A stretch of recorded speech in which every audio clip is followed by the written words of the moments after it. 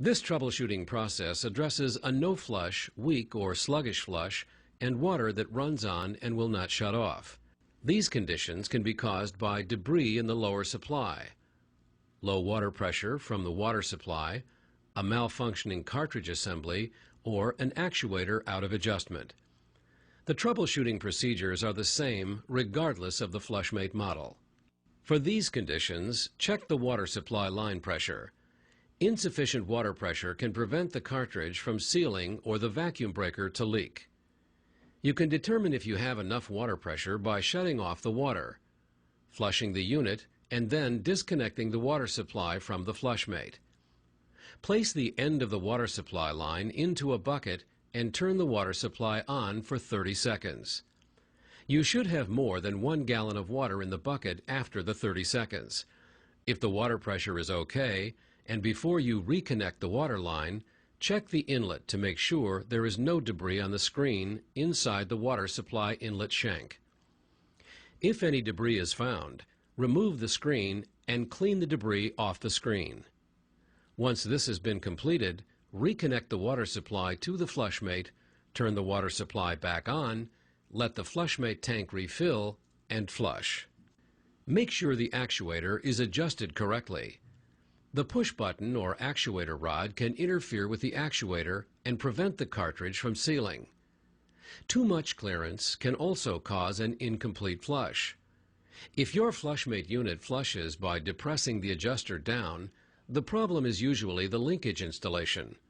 Refer to installation instructions for details on adjusting the actuator, or as mentioned earlier in the video. If the problem still persists, check the air inducer to make sure air is being drawn into it. The air inducer should draw air for 2 to 4 seconds at the start of the refill cycle. At the beginning of the refill cycle, air will be drawn into the Flushmate for 2 to 4 seconds. This is not a very loud sound and sometimes difficult to hear. To verify air draw, it is best to cover the hole on the top of the air inducer cap with a few drops of water. Flush the toilet. You should be able to see the water being drawn in when the unit is flushed. If no water is being drawn in, turn off the water supply and flush the toilet. Unscrew the air inducer cap and remove the duckbill valve from inside the cap to remove any obstructions. No tools are required, as this cap should only be finger tight. Check the duckbill valve for any damage, including missing or uneven surfaces. If the duckbill valve shows signs of degradation or deterioration, replacement is required.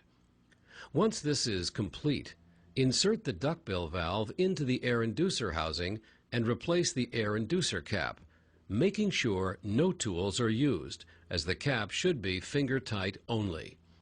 An over-tight cap will cause the duckbill valve to twist inside the cap and not operate correctly. Turn the water supply to the toilet back on and let the Flushmate vessel refill. Flush the toilet and listen for the air being drawn into the Flushmate unit. If the problem still persists and the upper supply is not damaged, proceed to the cartridge troubleshooting portion of the video. If either the air inducer or the vacuum breaker portion of the upper supply assembly is damaged, it is best to replace the entire upper supply.